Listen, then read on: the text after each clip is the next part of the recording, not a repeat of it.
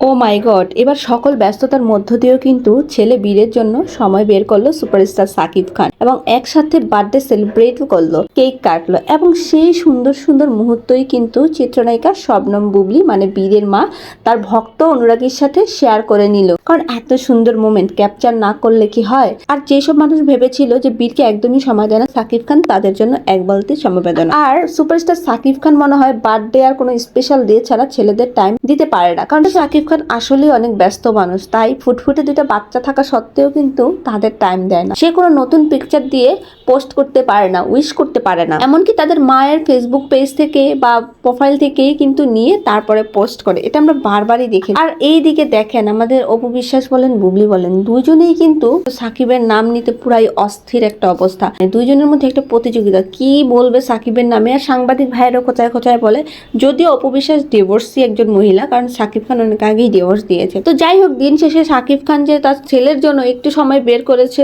সেটাও অনেক কিছু। অবশ্যই ভালো কাটুক তাদের বাবা ছেলের সময়গুলো, দিনগুলো। তবে এত ব্যস্ততার মাঝে যে সাকিব খান তার ছেলেকে সময় দিয়েছে এটাই অনেক কিছু, কারণ তার মায়েরা এর থেকে বেশি কিছু সাকিব খানের থেকে আশাও করে না।